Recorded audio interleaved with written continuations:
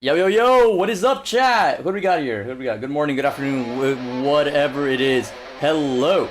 I know, a little late for breakfast, but we're having breakfast. What do we got? Ash, holy shit, hey, man. I used to love listening to Elena, but... L opinion. L.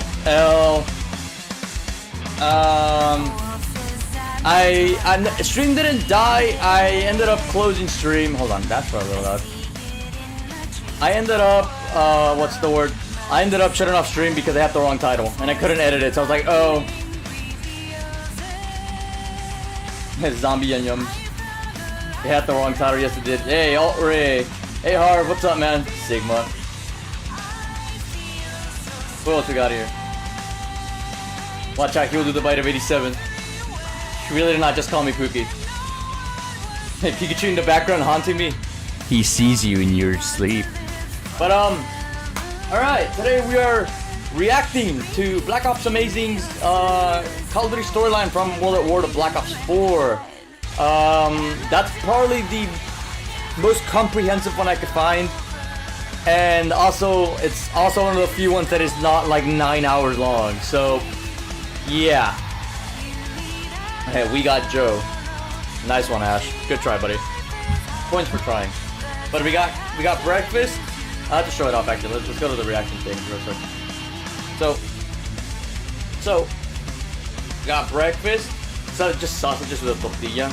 It's just that we don't have much at home right now, so we have to go grocery shopping. We have coffee, which is probably cold by now because. Okay. Let me explain. Okay. Let me explain. Oh, you don't like Black Ops Amazing? Again, his guide's not the longest. But what's the word? But I would have had to stream up like maybe what 20 minutes ago. Yeah, no, he's been around. I watched him before. I think the main video I've watched is this one, and it's been a while, so I may need a little refresher. But where was I? Oh, I had a lot of technical issues before starting. Like my laptop froze at some point, and I'm just there like, oh no, you know. Yo, long time. Hey, Max Dragon, what is up, my brother? How you doing, man? How you been? Yep, long time no see. Hope you've been doing well, man. It's good to see you again. Big thumbs up to you. Hello, streamer. Play Fortnite. Shut your ass up, man. Alright. So, before we start, some announcements. No, I'm debating whether there's going to be a video for Pokemon or not this week. But next week, we will not be having any videos or any streams. Mostly because I'm going to be out of town. So, for 2 weeks. So, this coming weekend and the next one, no streams whatsoever because I'm going to be out of town. I'll take pictures. I'll make a whole video about it and everything. But, you know, we're just going to be vibing with some friends, you know? It's going to be pretty neat. So, that's pretty much it, you know? But, again, just wanted to keep you up to date. The trip is potentially going to start on Friday, so that's kind of why I'm saying, you know, good man, you've been busy. Love you too. Hey, that's gay as fuck, Ash. God, it's just Lord of Freddy to tickle your toes. What? All right, we're gonna start on a reaction here. Pause on the music, please. We're gonna start on a reaction again. This is Black Ops Amazing's the entire Call of Duty storyline explained from World of Black Ops 4. The link to the original video is in the description, so please support the original content. I cannot stress this or emphasize this enough, because this is not my content, this is his. So big ups to the guy for putting up this timeline. It could be outdated for all I care, but eventually we'll probably get to the Dark Ether storyline because that one is still ongoing. So let's go. In the beginning, there was only the Ether and the Keepers. Among them were two beings who would later be known by many names. One would be known as Dr. Monty, hey, Monty, as the Shadow Man. One day, the Keepers began crafting a device known as the Summoning Key. It would allow them to manipulate the Ether. Holding the power to alter reality, they use it to create Argotha. The Keepers soon master the ability to travel between different dimensions and discover an alternate one known as the Dark Ether. Some Keepers begin experimenting with the Dark Ether, which corrupts and corrodes their souls. Amongst these Keepers is the Shadow Man. The corrupted Keepers then create the Ether Pyramid, a device capable of absolute this map was power. The last one. Divide yeah, I know. But we have Black Ops 7 on the way already. Darkness, and soon enough, war breaks out. After some time facing defeat, the corrupted Keepers decide to hide the Ether Pyramid on a moon within one of their newly discovered dimensions, and after banishing the corrupted Keepers to the Dark Ether beneath creation, the remaining Keepers take on the role of Guardians. Now trapped in the Dark Ether, over eons, the corrupted Keepers begin to contort and evolve, eventually looking nothing like their former selves. They become the Apothecary. Now, I want to point this out, but I like how the consistency of the Dark Ether corrupting and like basically turning you into like some sort of monster, contorting you. I like how it's consistent because this was the case then and it's the case now. With we have the examples of the Forsaken. I mean, not Sam, but I'm assuming Sam, in a sense. I'm gonna assume she was corrupted by the Dark Ether too. Who knows? But again, yeah, stuff like the Forsaken and 1 hour long. Yeah, it's an hour long video. Last time we reacted to one that was about the same. Their desire, above all else, was to one day return to Argotha. In 5 AD, the Apothecans discover a planet called Earth. Knowing this planet has a gateway to Argotha, they send down meteors of element 115. Okay. I have a question, okay? the MPD was on Earth's moon, right? If I remember correctly. It's been a while.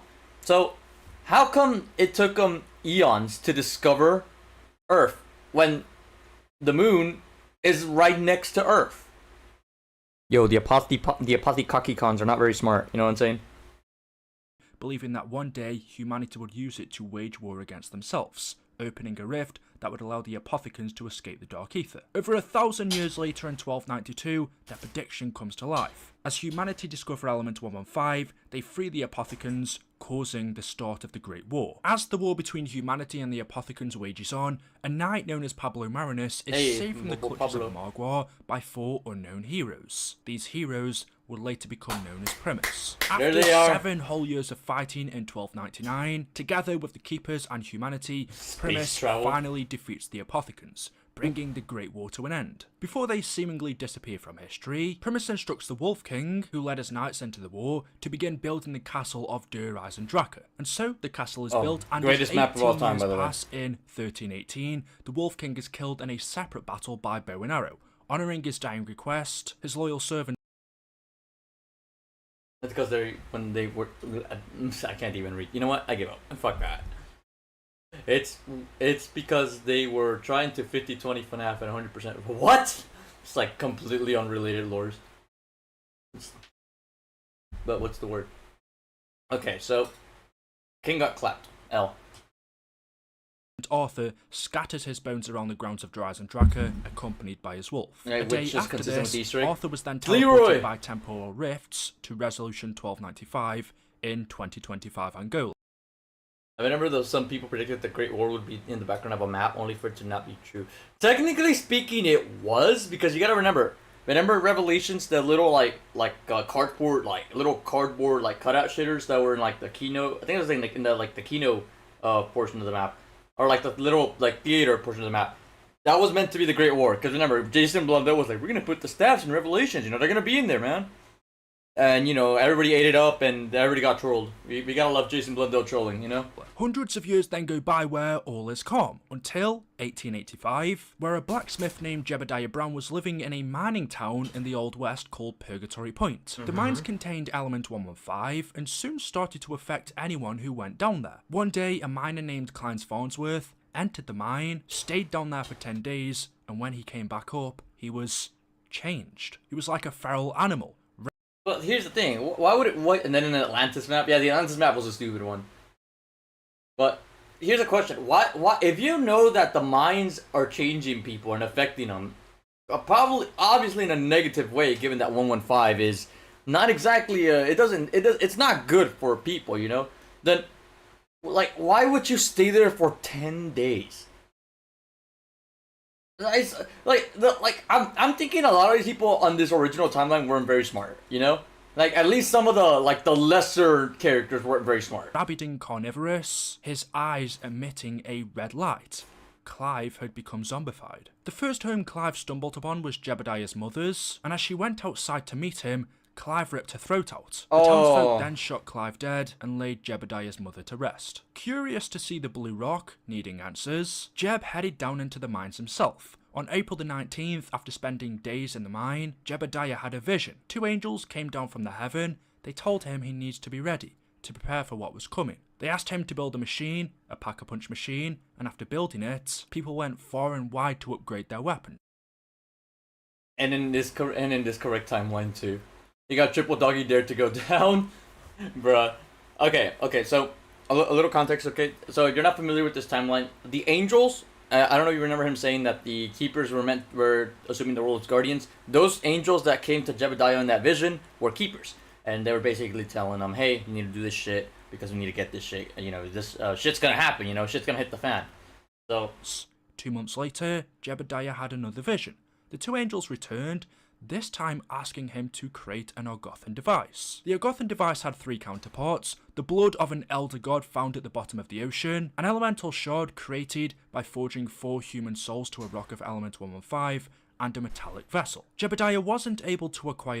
I like how he could technically get 2 of these items, but yeah, the keepers really said, oh yeah, no, go to the bottom of the ocean. Go to the bottom of the ocean where this Apotheconian god is just dead there. Just go draw his blood, you know? Go do something with that, you know? I swear, man. the Keepers blood don't like or people. forge the shard, but being a blacksmith, he was able to make the vessel. After crafting it, all the townsfolk began to succumb to the effects of element 115. The They vision was started him acting twerking. crazy, It's Dr. Monty throwing it back. He's like, Jebediah, you gotta build it. You gotta build it, Jebediah. having visions and paranoia. Jebediah also feared the disease had consumed him, and after going to visit his mother in the cemetery, he decided to dig her up. He took her back to the town and put her body inside of the Pack-a-Punch machine, hoping it would bring her back. However, she vanished, and suddenly before his eyes, a spirit that looked just like her appeared in front of him. Only she was way younger and now floated around Yo, Jebediah's mom kinda bad though, you know what I'm the saying? house playing the piano. After this, the angels returned to Jeb one last time, asking him to upgrade the vessel he built using the Pack-a-Punch machine, and when he did this, the very next day, the old mining town, along with its people, were teleported to Angola in the year 2025 by a temporal rift caused by the fracturing of the earth. Okay, this part was never really clear to me, okay? So I always assumed that Buried was just a town that was long abandoned and it just wound up underground, but it makes sense because I'm assuming this is like an American town, so what the fuck is it doing in Africa, you know what I'm saying? So okay, it makes sense. The future. Jebediah and the remaining townsfolk were killed by the undead shortly after. Many years later in 1908, a meteor containing police. element Yes, this man. 115 crashes near the Tunguska River in Siberia. Shut your ass In up. 1931, after a large deposit of element 115 is found near Breslau, Germany, a German scientist named Dr. Ludwig Maxis was sent to investigate, and when he arrives there, decides to form Group 935, an experimental organisation dedicated to the study of element 115. He sets up the Doris facility in Breslau, swearing to use the Okay, so Ludwig Maxis, keep that name in mind to those that haven't, again, those are not very well versed in this lore. Keep that name in mind because he's a very important dude. Newly discovered I was trying to get some food and I couldn't pause it on time. Human condition by developing advanced technologies. A few years later, Maxis's daughter Samantha is born. Her mother dies during childbirth. Dr. Maxis invites Dr. Edward Richtofen, also known as Ultimus Richtofen, to join Group 135. And although Richtofen agrees, he is secretly acting on behalf of the Illuminati's interests. In 1937, the Imperial I had completely forgotten that he was part of the Illuminati. That's fucking funny. Richtofen Illuminati confirmed. 100%, dude. Japanese army discover meteor fragments of 115 in a swamp within Japanese territories. With this, they decide to build the Rising Sun facility to continue research, and a group called Division 9 is created to oversee its operation. At the same time, the United States government also discovered deposits of element 115 at Groom Lake in Nevada. By 1939, Maxis and Richtofen started working on the first teleportation experiments with a matter transference prototype. The experiments were unsuccessful. The subjects were teleported, but their chemical composition was altered, leaving them catatonic and changed. Using element 115, Maxis and Richtofen decided to resurrect one of the teleporters. So, basically, to those that don't understand, the teleportation thing would basically kill them. I'm pretty sure at some point it would just turn them into a pile of guts, but sometimes it would just kill them. You know, it would just basically they would just be corpses by the end of the teleportation, if I'm understanding that right. Corpses. Initially, it obeyed them, but soon became rabid and attacked, and so the test subject was euthanized. At this time, Richtofen also began development of the Wunderwaffe DG2. In the same year, Maxis turned to the Reichstag and the Nazi Party for additional funding. They agreed to his request, expressing interest in Group 935's weapon research, teleportation technology, and the reanimated undead subjects to help the Nazis win the war. In the meantime, Richtofen and Schuster continued working on teleportation and successfully teleported a walnut. This result, however, failed to impress Maxis, who revealed to Richtofen that Group 935 would soon be funded by Nazi Germany. Richtofen worried this would lead to mass defections, and so he decided to continue the experiments with Schuster behind the back of Maxis. In the early 1940s... Yeah, this is where it starts, because Maxis was like, I need Papa Hitler to fund to pay for my experiments. He needed the funny man with the mustache to pay for him. You know, he needed a sugar daddy. Richtofen and Schuster conducted the first human teleportation test. Richtofen was so confident in its success that he volunteered himself. But instead of teleporting straight back to the mainframe, he was teleported to the moon, where he encountered the Ether Pyramid, hidden here by the Apothicons many years before. he decided to call it the MPD. While inspecting the device, Richtofen was electrocuted and began hearing the many voices of corruption in his head. One of those was the Shadow Man. The device then teleported him to a jungle in the Himalayas, known as Shangri-La, where he was worshipped by the natives who built an altar in his name. This was where Richtofen encountered the focusing stone for the first time, a piece of 115, and now corrupted by the Dark Ether, he was gradually driven insane by an obsession to reach Argotha. A few weeks later, Richtofen... So yeah, the Dark Ether is a messy place, alright? We don't like Dark Ether. And again, it's like, I never really dove into like the way it corrupts you, right? Like it's different because the goals are different in the new age of zombies. Like the Forsaken wants to swallow the entire Earth. You know, he wants to fucking destroy Earth or whatever. But back then, it was constantly a war between the Shadow Man and his Apothecons and Monty. Shit. And Monty and his fucking keepers. It was a constant war. They were constantly butting heads. Of course, one of them was trapped in Dark Ether. The other one was too busy playing, you know, Guardian Angels or whatever. So they weren't really at war until eventually, you know, Group 935 starts messing with stuff, which he'll probably get into it here shortly. Often returned to Doris with a plan to build a station on the moon called Griffin Station. At this time, he also renounced his involvement with the Illuminati. When asked how he could abandon his obligation to the Order, he said Teddy was a liar, and frustrated with Maxis's alignment with Germany, other disgruntled Group 935 scientists decided to join Richtofen's cause, assisting him to construct Griffin Station. Okay, can we just talk about something real quick? Like, I know it's fictional, right? But imagine how impossible, like, imagine being tasked in the 1940s to build a station on the fucking moon. Keep in mind, the first alleged, okay? The moon landing was fake and you won't at me. But the first alleged moon landing, alleged successful moon landing wasn't until the 60s. So you have to come to realize these guys were radically advanced if they're actually able to build a whole moon station during World War II. Hey, Jackal Bonnie and friends, welcome to stream, my guy. How you doing today? How you doing on this fine Sunday afternoon?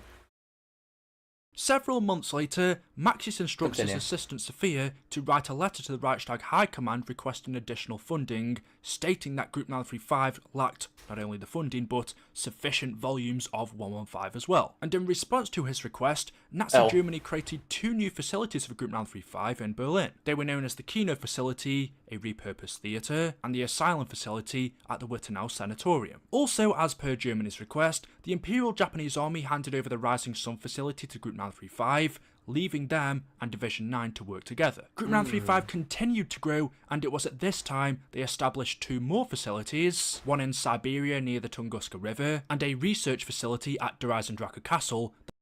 Okay, if I remember correctly, the Siberia one, that one is a very pivotal point in the timeline, and you will probably get to it in a bit. Called Eagle's Nest. In 1941, a Russian soldier named Nikolai Belensky discovered his wife is killed during the German advance into the Soviet Union, while his brother is killed in the Battle of Stalingrad. In an effort to numb his pain, he turns to vodka. By 1942, at just 8 years old, in order to keep her company, Maxis gives his daughter Samantha a pregnant dog named Fluffy. Also at this time, Griffin Station was complete. Look! How do you build this shit in the 1940s? This is like modern day bullshit right there, you know? Now, you gotta give them credit. You know? They built this shit with massive digging thingies. You see those do you see this thing right there? I'm pointing at it. You can't see it, but it's like to the left, like the big thing that's sticking out. That's an excavator. There's like, I think it's like 3-4 of them parked over there. So not only did they basically build this beautiful station, massive station, right? With no experience on the moon whatsoever, no documentation on what it's like to be there at all, no proper prep, but they also brought these they built them, who knows, but they have these big digging thingies up there. Now, obviously, they could have just used Richtofen's teleportation device, but again, nonetheless, it's still impressive that they managed to, what's the word? I have a big thing too, bruh. Come on, my brain thought that was Voyager 1. No, it's CoD Zombies, my guy. Yeah, but like this here is a biolab. Like this is like where plants are grown and stuff. So it's again the biodome. There you go, biolab. So it's like the fact that they were able to like build something of this degree in the 1940s just shows how radically advanced Group 935. Well, it's not Group 935 anymore. It's just a Richtofen side of things, you know. But still, you know. Often appointed Dr. Groff as lead scientist and tasked him and Schuster to discover new ways to power the MPD. At the same time, Richtofen completed his prototype of the Wunderwaffe DG2, while at the Rising Sun facility, Maxis develops the ray gun, with Dr. H. Porter working on a second generation model. In May of 1942, after Group 935's employees returned from a recovery mission in Africa, Richtofen reports that they found a number of artifacts from an old Western American town buried underground. Okay. Among the artifacts and documents recovered was a piece of the Pack-a-Punch machine from Jebediah Brown. Richtofen gave the schematics to Dr. H. Porter, where he was to rebuild it. Richtofen also discovered plans for the Argothan device, and I just like how they're not questioning how an American Western town wound up in Angola. And we don't know where Angola is. Angola is like in Africa, if I remember correctly. So it's like two different locations of the world, but we have an American town in Angola. Like what? Somebody correct me if I'm wrong about Angola. real vessel. As But a I'm pretty sure result of Angola's in temporal Africa. rifts caused by Ultimus travelling through time and the future, Dr. Monty reaches across time and space and offers little nudges. One nudge is he helps Group 935 to develop their Element 115 fused elixirs. They create 4 medicinal beverages known as Juggernog, Quick Revive, Speed Cola, and Double Tap. These would be the perks. These are the perks that we know and love. So if you guys watch me play the game, I don't know if you guys have noticed that I like go try to drink like some sodas off like perk machines. This is what he's talking about. He's talking about like, 4 medicinal. Now obviously their origin, I'm assuming their origin is a little different in the Dark Ether storyline because they were plunged into the ether, and given that they weren't around during Vanguard, because Vanguard had 4 different elixirs that were given by the Dark Ether gods at the time. So I would assume their origins differ here. Well, their origins differ here compared to the new storyline, because Casimir Psychov probably has something to do with it. Let's continue that. While Group 935 continued development of the Pack-a-Punch machine, at Griffin Station, Groff and Schuster unwittingly discover how to charge the MPD when Schuster kills a rat near the device. Its death begins charging the pyramid by filling its tank. They report their findings back to Richtofen, who begins sending soldiers and scientists to be sacrificed to charge the MPD. By the end of 1942, a Japanese warrior known as Takeo Misaki is dispatched by the Emperor to oversee the work of Group 935 and Division 9 at the Rising Sun facility. During this time, Richtofen also creates the Monkey Bomb, and Group 935 on Griffin Station developed the Mule Kick Elixir. Maxis expresses his concerns over Element 115's impact on Richtofen's behaviour. Although he no longer trusts him, he leaves his daughter Samantha in Richtofen's care. Dumbass Maxis. But yeah, no, Jacobani, 2 more months, man. 2 more months, and it's wild. It's wild that time flies like that, man. What was it? Like, okay, this is what I mean by some people in the original's timeline just not very bright. So you're worried about the effects of 115 on Richtofen's mental state. His behavioral traits. You've been looking at it, and you notice something is off about this guy. You don't trust him. So what do? You leave your kid with him. You're a fucking dumbass, Maxis, and whatever happens to you is your fault.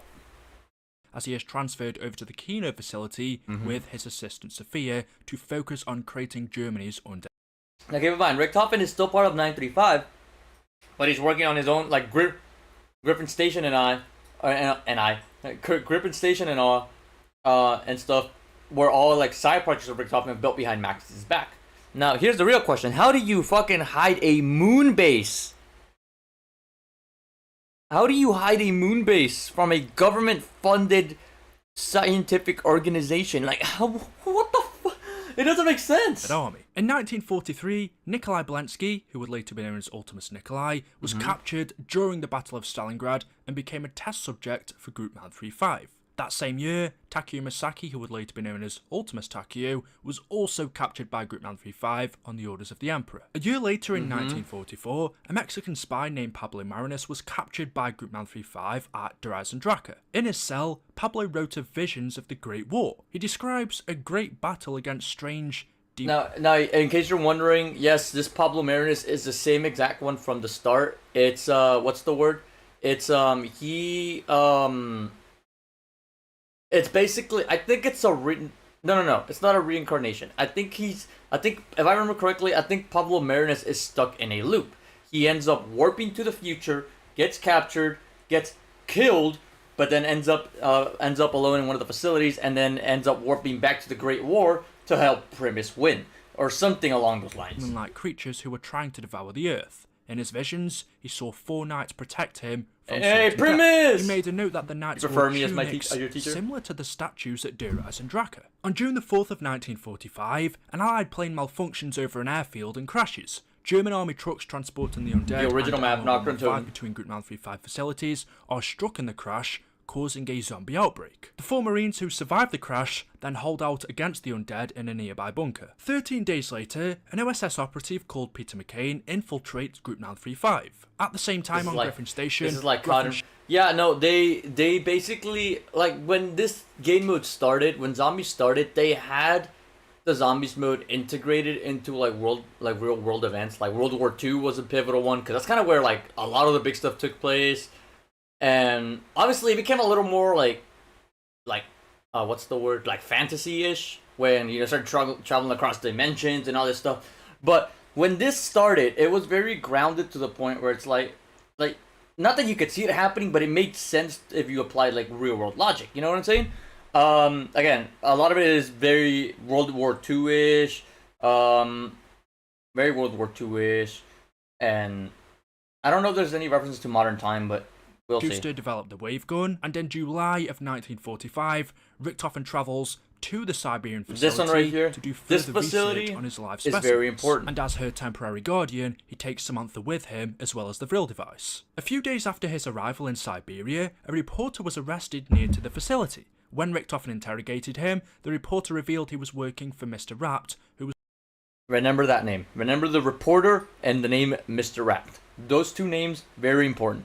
Was looking for several artifacts. Among them was the Vril vessel, also called the Seal of Duality. After Richthofen refused to give him the vessel, he ordered the reporter to be killed. On August 1945, Group 935 began to transfer the 3 test subjects for experimentation to the Siberian facility. These were Ultimus Nikolai, Pablo Marinus, and Ultimus Takio. While working in Siberia, not only did Group 935 create the Deadshot Dagger Elixir, but Richthofen also started looking for a way to create an elemental shard in order to build the Argothan device. At this time, CIA handler Cornelius Purnell confirms that Peter McCain has successfully infiltrated Group 935 and has been transferred to the asylum facility. Cornelius suspects that Group 935 is losing control of their experiments and sends in a Marine recon team, led by Tank Dempsey, to extract McCain. However, Peter is outed as a spy and captured. Back in Siberia in September of 1945, during an operation with Harvey Yena, who was another American spy, Dr. Richthofen, in an attempt to unlock the human mind, extracts Pablo Marinus' spleen. Upon doing this, he is killed, or at least that's what Richthofen believes. However, Pablo ends up surviving and would later awaken once the facility is abandoned, where he... Yeah, like I said, so yeah, like I said, it's like his spleen was taken, and he was quote unquote killed. It's just that Pablo eventually would reawaken. Again, not fully aware of what's going on, because of course he lost his spleen. He was dead for God knows how long, probably a few years, if I'd imagine. He would be trapped for the next 20 years. Yeah, and then Richthofen also begins to perform experiments on Samantha at the same time that World War II comes to an end. Several days later. So the World War II portion is over, but you gotta keep in mind, we're barely 14 minutes in, so this is gonna be. I mean, you're in for. This is the part where it starts to get a little on the holy shit side, you know? The Marine recon team consisting of Tank Dempsey, Smokey, John Banana, and Paxton Gunner Ridge arrive at the asylum where an outbreak occurs. Unbeknown to them, Peter McCain had already managed to escape, where Purnell had sent him on his next mission to the Rising Sun facility, meaning the Marines are trapped in the asylum. Just like Peter, Paxton manages to escape. Meanwhile, John and Smokey were killed by the undead, leaving Dempsey to be captured by Group 935 and sent to Richthofen in Siberia. The fact that technically only one of them really survived, like, basically managed to get out of there, is actually really depressing when you think about it, because it's like he basically deserted Dempsey. He abandoned Dempsey. He left Dempsey to his own device. He's like, go fuck yourself, Dempsey. And the other two ended up dying. That is so sad. to replace Pablo Rip Marinus John as his Banana test and subject. Smokey. When he arrives at the site, Richtofen continues his experiments on Nikolai, Takeo, and Dempsey. No, Dr. Rapt. R-A-P-T. See, he documents the personality traits of his test subjects. He says, Dempsey's intellect seems low, but his will is strong. Takeo was still staring at the floor, muttering what sounds like some kind of proverb over and over again. And Nikolai had recently begun responding to stimuli, but only after injections of a new serum made primarily of vodka. Which explains how the characters act in the game. Now Dempsey is aggressive. He's the stupid one. He's like your, big typical, gun-toting meathead. He just shoots, doesn't ask any questions. Doesn't know what's going on. Takeo, again, he talks about proverbs and stuff. Or he brings up proverbs. Ultimus Takeo was like, he talks about the spirits, his ancestors, the emperor. So basically, the experiment just kind of devolved him into just being very spiritual or whatever. And then Nikolai, considering that he had literally just gotten off there's something on my keyboard. He had just gotten off a depressive, like, drunken. Basically, he had become a drunk due to depression. His body had essentially grown more susceptible to responding to alcohol, specifically vodka.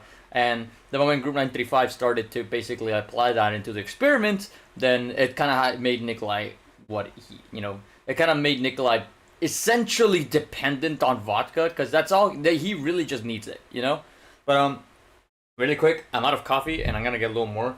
My coffee machine back there, I don't know if you can't see it, but it's actually warming up some coffee. So I'm gonna get some coffee so we can actually continue.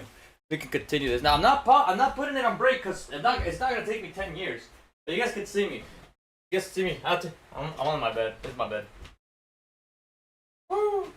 But okay, so I'm like sort of refreshing my memory. Because again, it's been a while since I've dove into this specific lore. More so that I just don't really remember much of it anymore, because the Dark Ether's been out for what, like 4 to 5 years. So it's like I've been more focused on the new lore instead of the old lore, And granted, the old lore's still very interesting. My main issue with the old lore is that I forgot the spoon and I need to mix the coffee. Where was I? The old lore is very convoluted and confusing because, sure, the new lore just recently introduced interdimensional time travel and variants of the characters like the old lore had. However, this new lore just started with that at the end of Black Ops 6. I'm not going to exactly say what or who, because if you haven't played or watched any of it, I won't spoil it.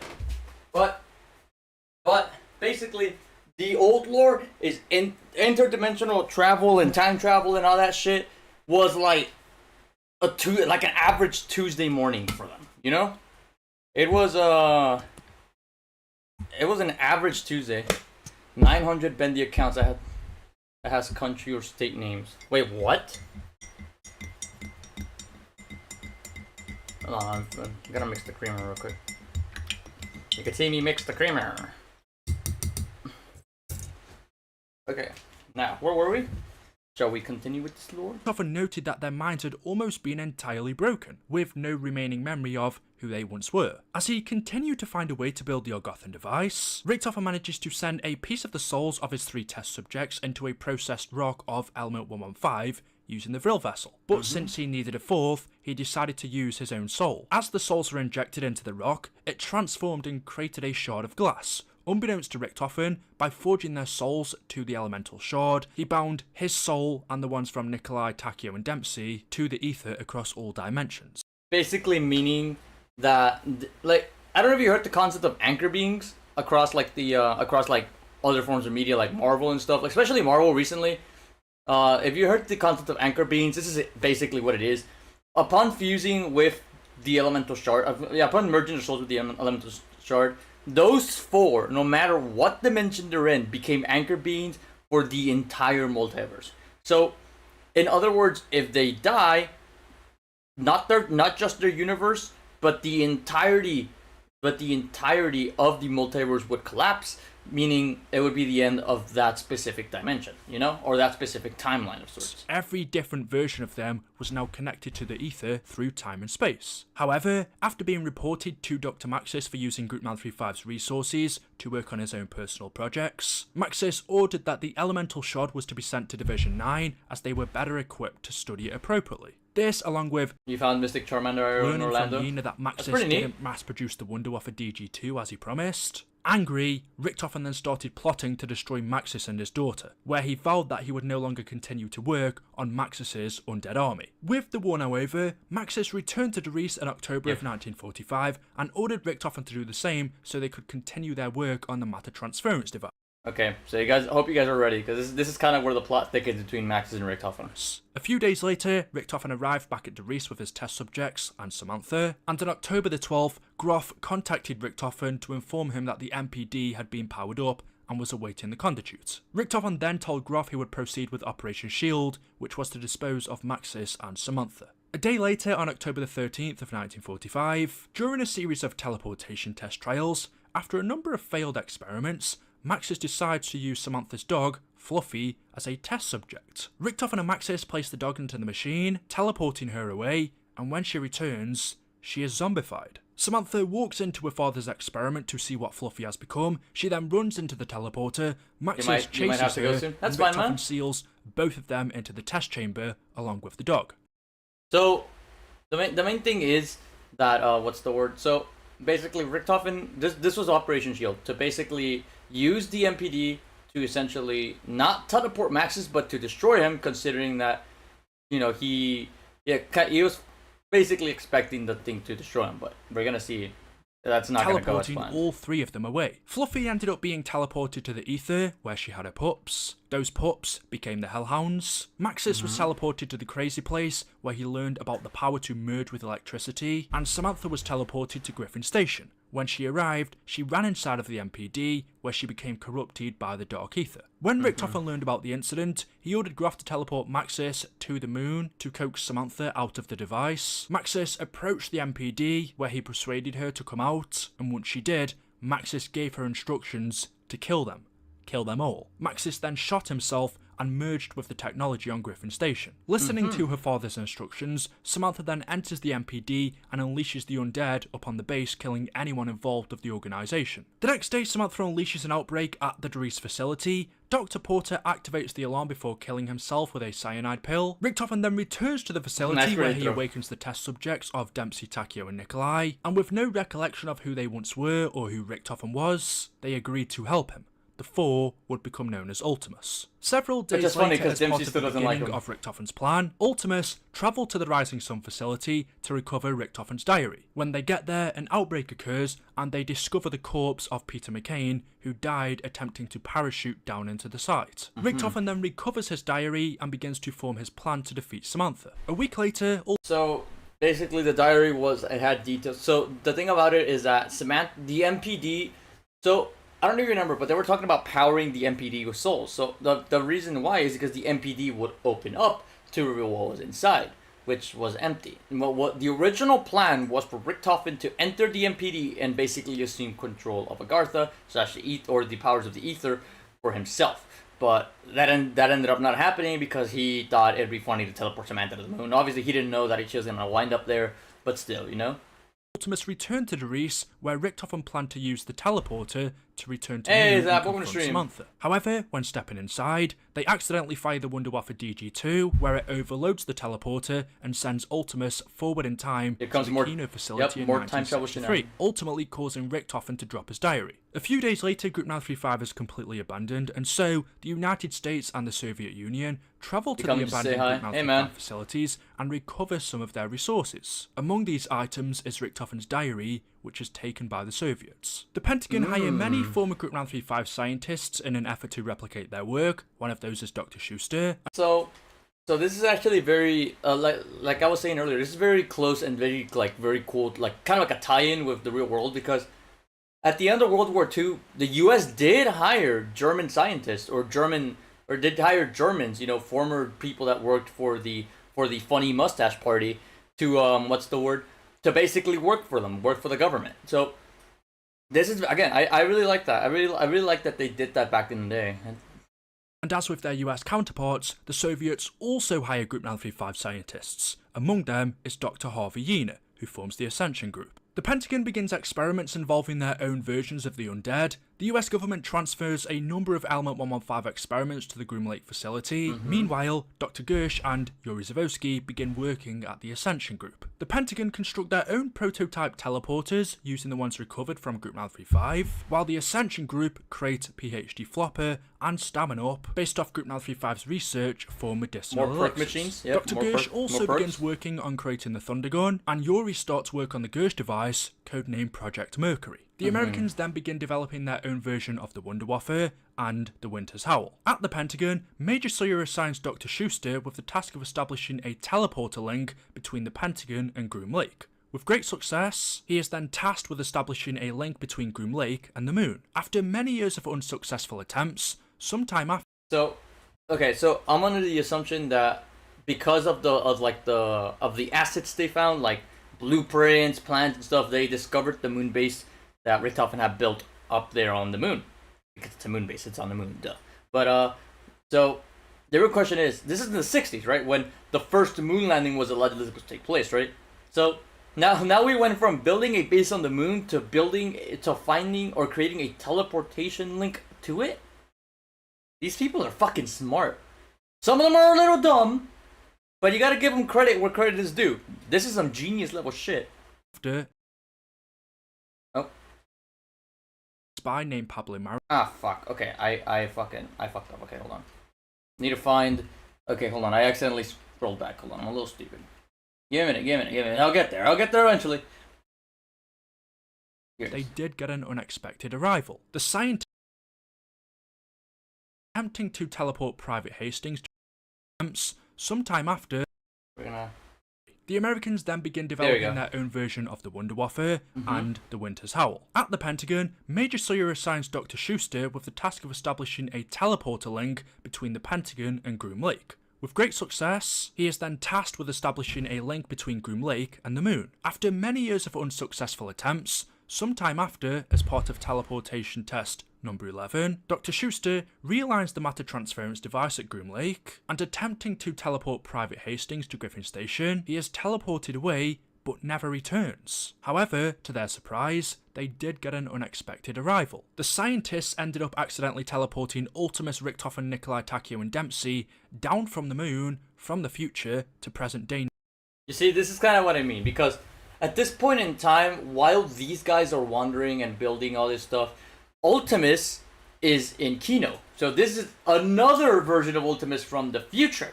Now, from what future, you may ask? Well, when Ultimus arrive at the Kino facility, they eventually head off to the Ascension facility from there using one of the lunar landers. And then eventually they go on to Shangri-La and then wind up going to the moon. However, they when they're in Shangri-La, they wind up, I believe they end up firing the baby gun while warping away, which sends them forward in time again. Okay, it should be this way. It's forward in time again, and they wind up in 2025. So this Ultimus, if I'm not mistaken, is from 2025. So we have Ultimus 1960s, Ultimus 2025. Remember that, okay? This is Ultimus 2025 we're talking about right now, by the way. 1963. But when they arrived, their bodies were in a very bad way. Nikolai, Takeo, and Dempsey were in a delusional near-catatonic state, and Richtofen initially was believed to be dead. But on closer examination, they discovered his body was still alive, just with zero brain activity. This was because Richtofen's body had no soul after the events of Buried in 2035. But anyway... Okay, wait.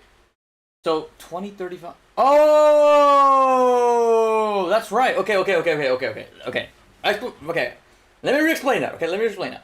So, the events of Buried essentially means that at some point, Richtofen and Maxis... I'm not gonna, fully spoil it, but Richtofen and Maxis event, butted heads.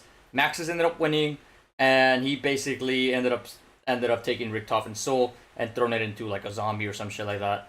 But keep in mind, Ultimus was still in the moon. This is still the future, so this is still 2035. So this Ultimus is 2035. This is the one we're talking about right now, okay? It's so confusing, man. After this, Purnell then orders that the Ultimus crew are to be kept at Groom Lake, as they would be ideal candidates for their Element 115 testing. They are locked in Hangar 4. A few years later, Pablo Marinos, now a hermit living in the lighthouse of Group 935's abandoned facility, sends out a radio broadcast asking for help. His transmission is picked up by Dr. Gersh and Harvey Yena at the Ascension base. They send a recon unit out to Siberia, and when they arrive, Pablo tells them of an artifact known as the Argothin device. He informs them it is capable of granting that of which any man desires. Pablo says he can construct the device, but first needs them to bring him the blood of an ancient creature, and so gives them coordinates. Pablo tells Gersh and Yena once they retrieve the blood, they must bring it back to him straight away, because when it's exposed to elements for extended amount of time, it becomes volatile and unstable. Pablo warned them that the blood is alive. Soon after, Yena and his team begin their mission. The coordinates lead them to the bottom of the ocean. When they arrive, what they see before them is a creature gargantuan in size. Yena describes it as being magnificent, otherworldly. Yeah, this is the Apotheconian god that the keepers had told Jebediah Brown, if you remember, like the guys from the start. This is what he was supposed to look for, because he's dead, and they gotta draw its blood out. Now, again, the blood is alive, so I'm assuming the blood itself is living inside it, while the being itself is dead, I would assume. A remnant of a different age. This creature was an elder god, once belonging to the Apothecan race. Yena took a blood sample of the creature and returned it to Gersh. However, instead of taking it straight to Pablo, as instructed, they decide to carry out their own studies. While conducting their experiment, this dude warned you. The blood is alive. It's going to get volatile if you take too long to bring it back. I recommend you bring it back. And what does the egotistical Group 935 scientists do? Let's go study it. Let's take our time. Oh my god, bro. It's frustrating how stupid some people they find are. the blood is not so much fluid as it is very much alive. It moves, it changes shape at will, reacts to their touch. Even though the creature died, the organisms inside survived, trapped at the bottom of the ocean. Okay, and because of this, Gersh decides that the blood would be suitable for their primate testing back at the Ascension base. You're a dumbass. Injecting monkeys with this blood would allow them not only to survive spaceflight, but give them rejuvenation abilities, making them more powerful and stronger. So again, I believe at some point they had sent out monkeys into space, or at least I think it's like during the space race. I believe monkeys were involved during it. So again, I like that they're implementing a little bit of actual IRL history here. Further studying the blood, Yena begins to notice it is changing composition and becoming more angry. Back with the Ultimus crew. That should have been your warning, asshole. You should have taken it to Pablo and been like, hey man, I don't want to fuck with this no more, but no! After teleporting from 1940s Therese to Kine der Toten in 1963, this marked the first time Ultimus travelled across space and time. Temporal rifts began to occur across different dimensions, and in light of these developments... Keep in mind, they travel across time, on their own, they travel across time and space at least 3 times. I'm trying to remember if there's any more, but I can't. Dr. Monty felt obligated to step in. He begins making changes in the background across time, where he does things such as help Group 935 invent the perk machines, and provides the Ultimus crew with chalk drawings on the wall, a weapons box, moving the pack-a-punch machine, giving them power-ups, and little nudges like that. Now, I don't know if most of the stuff was explained in the new timeline. I would assume like the chalk drawings and stuff would have been a product of the Forsaken. But in this original timeline, it was Dr. Monty trying to help Ultimus, because Ultimus is, of course, around time and space, The Kino facility, after fighting against the undead horde, Ultimus eventually locate a lunar lander and use it to fly to their next destination, which is the Ascension facility. In the weeks prior to Ultimus's arrival, Yuri becomes corrupted by Samantha's voice after reading Richtofen's diary. Noticing Yuri's descent into madness, Gersh removes him from Project Mercury and transfers him to Rocket Research, a project involving them sending monkeys into outer space. But unhappy with his move, Yuri continues to work on the Gersh device. Obeying Samantha's wishes, Once the Gersh device is finished, Yuri tricks Gersh into activating it, opening up a rift which not only absorbs Gersh, destroying his body and trapping him inside of the Casimir mechanism, but Yuri is also absorbed where he is transported to the Pentagon, and this rift then allows Samantha to travel through. When Ultimus eventually arrive at the Ascension facility on November the 6th, 1963, an outbreak occurs and Gersh begs them to free him from the Casimir mechanism.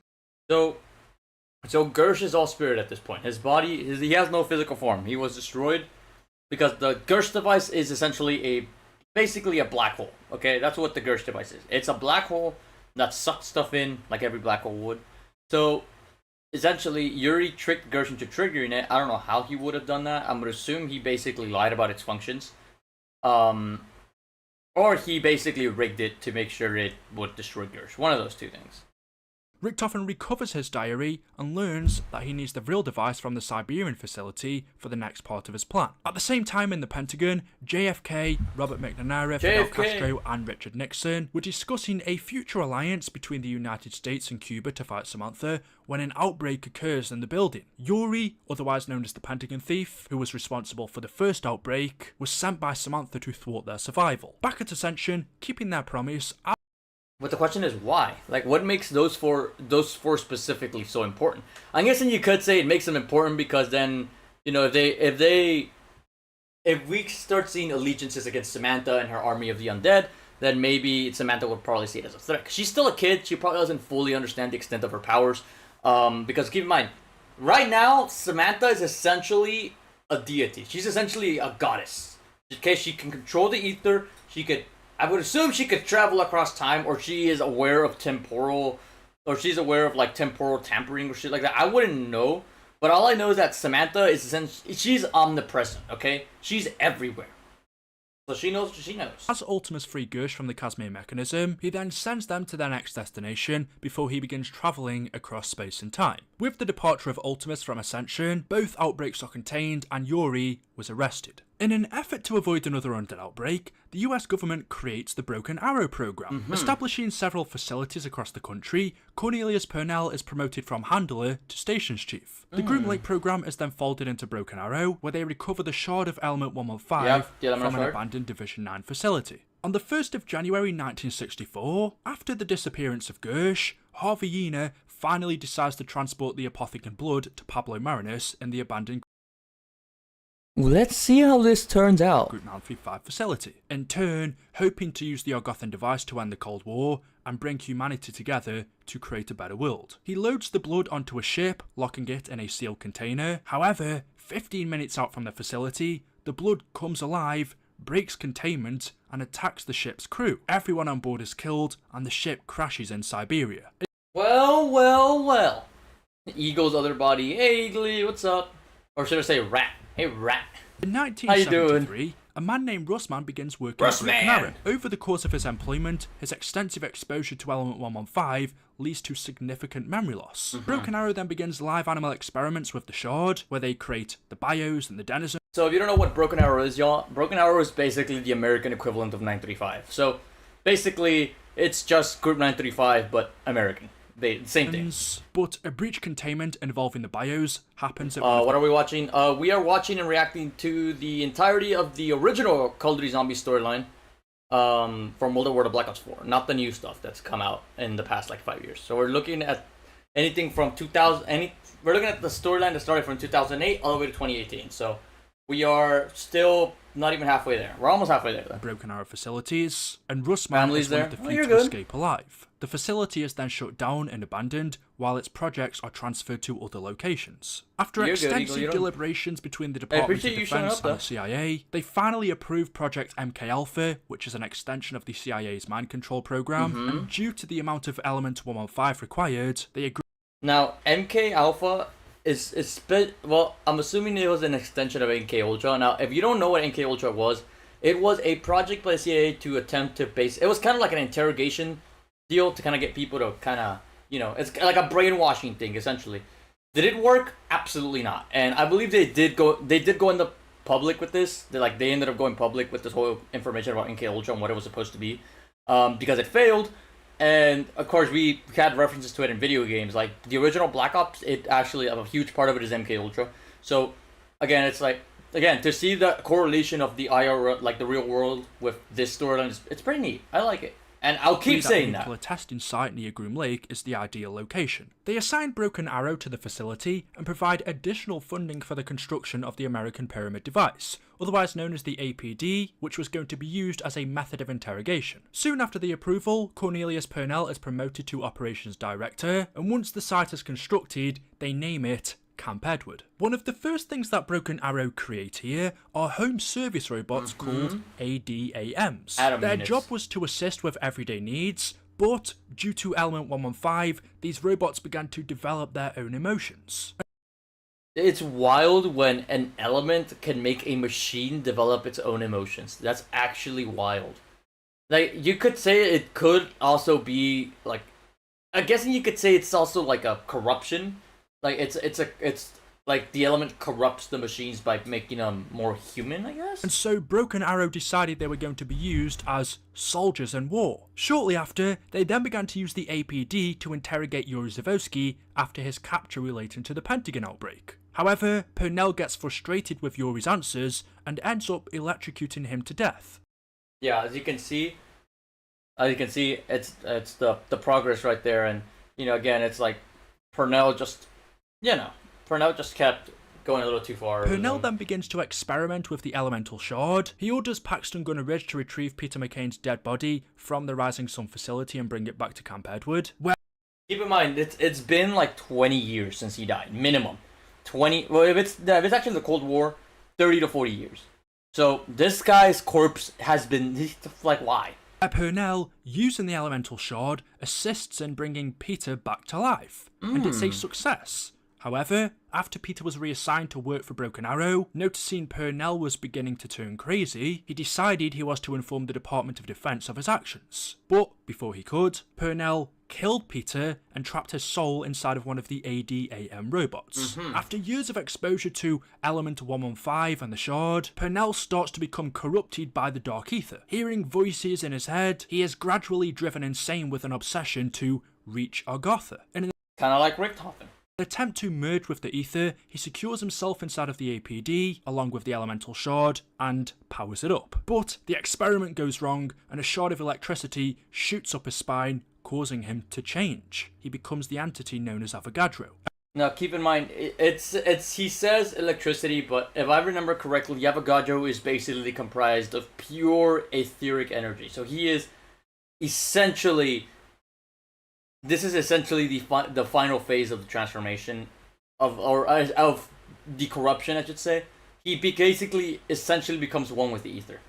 He becomes a god. A containment breach of Nova 6 gas then leaks throughout the facility, allowing Avogadro to break free of the APD, and after a long fought-out battle, eventually he is contained again, locked back inside of the APD, along with the elemental shard. If he was ever to break free again, a nuclear bomb was rigged above the facility as a failsafe. The facility is then shut down and abandoned, where years later, a reporter by the name of Martin Johnson comes to investigate. He arrives to find the ADM robots have taken over the place, using it as their Atropolis, and so, alone and scared, Martin locks himself inside of the bunker. Back with Ultimus, after entering the Rift and Ascension, they eventually arrive in a locked room at the Siberian facility on March the 17th, 2011, where George A. Romero, who stumbled upon Group 935's research, was making a movie with Sarah Michelle Gellar, Robert Englund, Danny Trejo, and Michael Rooker. An outbreak soon occurs in Siberia, where George is turned into a zombie, leaving the surviving actors to recover the Vril device for Ultimus, since they were locked behind a door. And so, that's what they do, they give it to them. Ultimus then teleport to their next location, leaving the Call of the Dead cast trapped.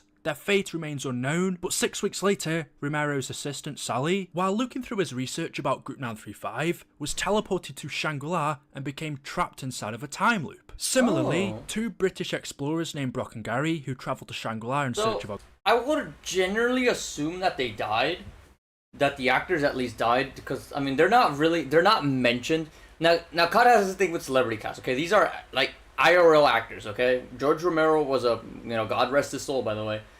He was a director, and the other four are actors, Danny Trejo, Sarah Michelle Gellar, Michael Rooker, Robert Englund, all of them established actors. So I would assume that they either died or if anything, if it correlates to anything in the real world, they escaped. But I mean, as you're gonna see later, the real world correlations will stop here soon enough. Gotha also became trapped in this same time loop. As Ultimus continue their journey from Siberia, they eventually arrive at Shangri-La in the Himalayas on April the 25th, 1956, in an effort to acquire the next artifact required And they travel to defeat back Samantha. in time again. This is another back in the past. With the help of Brock and Gary, they assist Ultimus in acquiring the Focusing Stone, and now in possession of both the Vril device and the Focusing Stone, Ultimus Richtofen was ready to return to Moon. But on their way, Dempsey accidentally fires a shot of the 3179 JGB-215 whilst inside of the teleporter, causing Ultimus to travel to the Pentagon before the November 6 outbreak. At the same time, from the past, Yuri was sent by Samantha to release zombies kept in the Pentagon before then being sent to the November 6 incident. Okay. But once Ultimus arrived at the Pentagon, they used the teleporter at Groom Lake to reach the Moon. Once inside Griffin Station on October the 13th, 2025, Ultimus... Okay. So let me keep it straight for you guys, because it gets a little confusing here. So, like I had said, Dempsey fired the baby gun, or the shrink ray. He fired it while they're mid-teleport. It overloads the teleporter, and it sends them to the Pentagon. Now, he says before the incident, but then... No, it sends them to the Pentagon prior outbreak. Samantha gets Yuri, the Pentagon thief, to start an outbreak before it was meant to start, right? So they have an outbreak there, and eventually those four arrive at Groom Lake, establishing a link with the teleporter, and they end up teleporting. They end up in Groom Lake in 2024. So I'm assuming for when they teleported from the Pentagon to Groom Lake, where the teleporter to the Moon was, they would teleport from the 1960s to the future. I don't know. This is so confusing. Toffen reactivates the MPD, which reveals Samantha as she was when she first entered the device back in 1945. He then merges the Vril device and the Focusing Stone together, allowing him to switch bodies with Samantha. This gives Richtofen full control of the zombies and the ether, leaving Samantha now trapped in Richtofen's body. Maxis then reaches out to Ultimus, Dempsey, Takio and Nikolai through the station's electronics, asking them for their help to defeat Richtofen. They agree, launching 3 missiles to the Earth, leaving it fractured and broken, severing Richtofen's connection to the ether, but he still maintains control over the zombies. At the same time as the events on Moon back down on Earth, a nuclear bomb explodes outside of Nuketown as a result of Broken Arrow's drilling, and so both CIA and CDC operatives are sent to investigate, and when they arrive, they find an undead outbreak already in progress. One of the missiles from Moon then hits Nuketown, killing everyone on site. Everyone except from Malton Johnson, who was still hiding inside of the nuclear bunker. Broken Arrow is then disabandoned after their primary facility is lost in a fire. It was believed to be an act of arson committed by employees destroying evidence implicating them to the outbreak. And Russman, now without a job and a broken mind after 40 years of exposure to 115, is left to wander the Earth. The missile launch left the Earth as a post-apocalyptic crumbling wasteland, littered with undead hordes as civilization collapsed. As survivors began to band together to form small human communities and shelters to protect themselves from the now global undead threat, Maxis realizes the failure of his original plan and begins contacting survivors to help them with his plan B.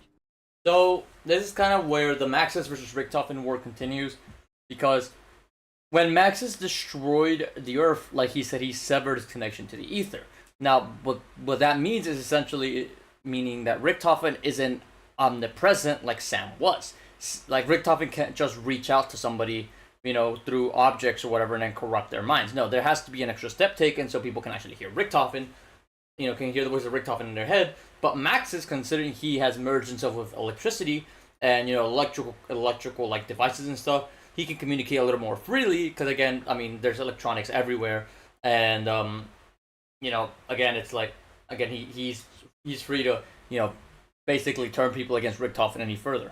This other plan involved activating global polarization devices which would open a gateway to Agatha, where he would overpower Richtofen and use its energy to heal Earth. But, unbeknownst to his followers, Maxis secretly planned to commandeer the ether's energy for his own use to open the gateway to Agatha and reunite with Samantha, which would ultimately destroy the Earth and its people. At the same time, Ultimus Richtofen, unsatisfied with his limited power over the undead, planned to activate the polarization devices as well. This would grant him further manipulation of both zombies and humans, which would also mend the rift, a direct gateway to Agatha. This would eternally damn the soul of Samantha. But limited to communicating with those only capable of hearing voices of the ether, Richtofen begins his own quest for ultimate power. Over the years, Maxis's followers started constructing the first polarization device near the Hanford site in Green Run. However, soon enough they began doubting him. Believing him to be evil, they proceeded to destroy their electronics. At the same time, a society of survivors who ate the undead flesh was formed. They were called the Flesh, and one member who joins this group was Samuel Stuhlinger. As they ate the flesh of the undead, they gained a connection to the ether, giving them the ability to hear Richtofen's voice. See, this is how Richtofen ends up connecting. The flesh. Through the flesh, he connects with them, and that's how he's able to talk to them and have his own members and whatever.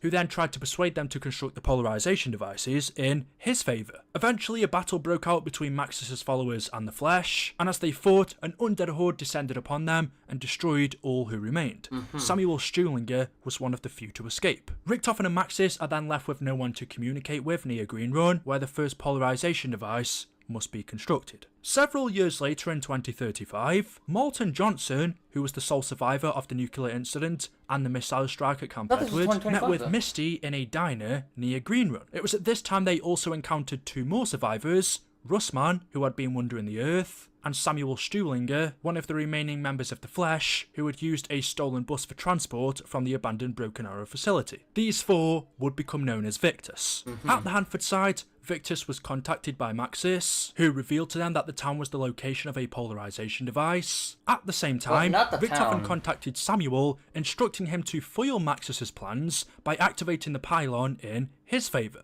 beginning a race for power between Maxis and Richtofen. Ultimately, Victus ends up activating the tower in Maxis's favour, whilst also freeing Avogadro from his containment after being sent here from Camp Edward, where they then move on to the location of the second tower. Victus was teleported by Richtofen because to a the thing about it, skyscraper in the crumbled...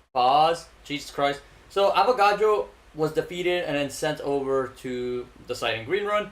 By this point, he's already lost all his sense of self because he was a little more. He had more sentience when he first became Avogadro. I'm guessing eventually the ether fully drove him mad or whatever. I'm not sure. City of Shanghai, Province 22, China, in an attempt to still gain control. Maxis contacts Victus once again, where he tells them to activate the second polarization device for him. Meanwhile, Richtofen attempts to blackmail Samuel into activating it for him by threatening to reveal to his allies he consumed the meat of the undead. Every time the group was killed by zombies, Richtofen would use his power to bring them back, with no memory of having been killed before. But still, Victus activate the second polarization device in favour of Maxis. After this, the voice of Maxis and Richtofen ceased for some time, leaving Victus to wander the world, where eventually they reached the rift, hoping to find answers about the unforeseen forces commanding them. They travelled through the Sahara Desert, and by December... if you saw, man, the whole world was in pieces when you think about it. That's actually pretty scary to think about. The outbreak got so bad, the world is basically broken, and there's no sense of there's no sense of logic anymore. Everything has gone crazy, so you're just stuck. The 31st, 2035, it's spooky, man. Found themselves in an old western town buried underground near the rift in southern Angola. While exploring the town, in one of the cells, Victus find Arthur. Maxis then once again contacted the survivors, asking them to activate the final polarization device in his favour. Meanwhile, Samuel was tasked for the same objective by Richtofen, as it was also the last tower he needed to mend the rift and gain ultimate power, but still, they activated the final tower for Maxis. And now corrupted by the Dark Ether, he reveals his true intentions. He punishes Richtofen by trapping his soul inside of a zombie, creating undead Richtofen. And keep in mind, this is the Richtofen that ended up being sent back in time to the what the fucking Groom Lake. Yeah, to Groom Lake. And that's why he had no, he was essentially brain dead because his body had no soul. His body was alive, but he was gone, you know? Maxis then plucked Samantha's soul out of Richtofen's body on Moon, joining him in Agatha. However, when she witnesses the evil that has corrupted her father, when a temporal rift opens in Dimension 63, she uses it to travel there to reach out to that timeline's version of Maxis for help. A few days later, just before Maxis destroys Earth, Primus Richthofen from an alternate timeline opens a rift for Victus, allowing them to escape. They're pursued by undead Richthofen and an army of zombies as they're sent on their new journey. Now, in a different dimension, Dimension 63 in 1300, unlike in the original Here comes different dimension. So this is the original. So essentially this original storyline has 2 timelines. Okay, maybe 3. Did you shut off on me? Hold on, I think my coffee thing just beeped. Hold on. Oh.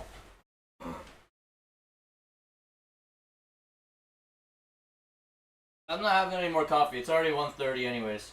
Okay, let me roll back. Okay, let me explain, okay? Let me explain this whole timeline shenanigan thing, okay? First I sit. Okay, where's my headset? Okay.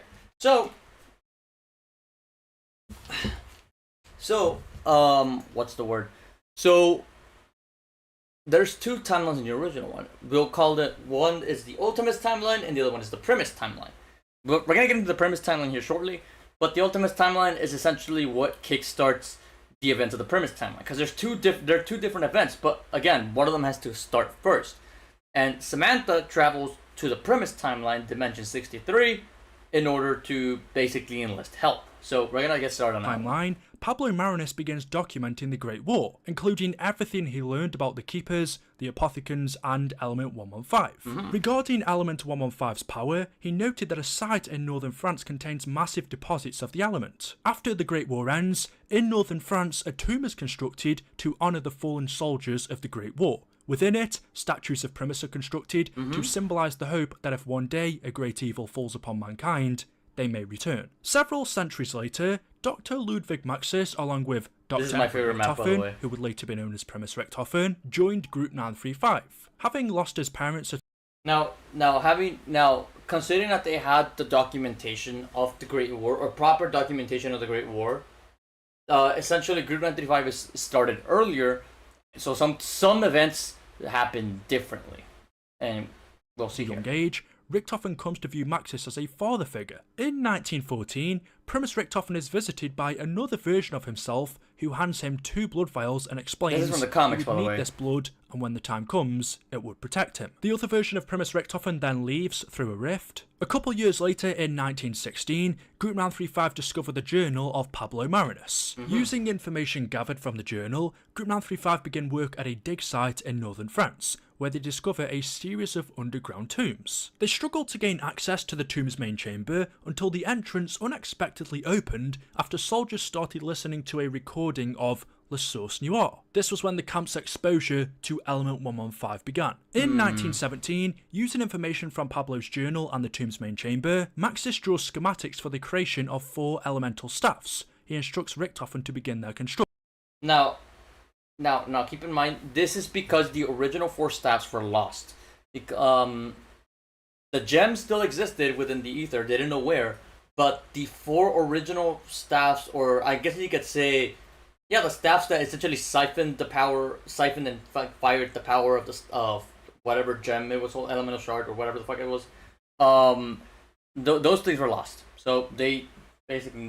The more Maxis reads the cool thing is you can see the blueprints are on the map begins too. to question his understanding of the scientific world and the true nature of the universe itself. He finds himself open to the possibility of a higher power. Group 935 then begin experimenting with Element 115, dubbed Divinium by Maxis, and successfully create localized energy fields which appear to function as portals. Maxis noted that objects could pass through them, and speculates that the rift may have opened gateways across space and time. This was the rift that allowed Samantha to enter this dimension and reach out to this version of Maxis from Agatha. She begins begging him for help and reveals that she is his daughter. Group 935 continue experimenting with... Now keep in mind, this Maxis doesn't have a kid, so it's wild, you know what I'm saying? Element 115 and the Rift, where one day an ancient box arrives through one of the portals. The box had the power to manifest weapons from different eras. Maxis feared that Element 115 was disrupting the space-time continuum. Following the installation of Element 115 power generators, reports began to surface of ancient figures emerging from the dig site, corresponding with the mysterious deaths of several Group 935 soldiers. These ancient figures were undead knights from the Great War. Using Element 115, Group 935 later constructed 3 Yeah, those knights were awakened by 115, by the way. It's essentially it's kind of like a don't disturb the tomb kind of thing, you know?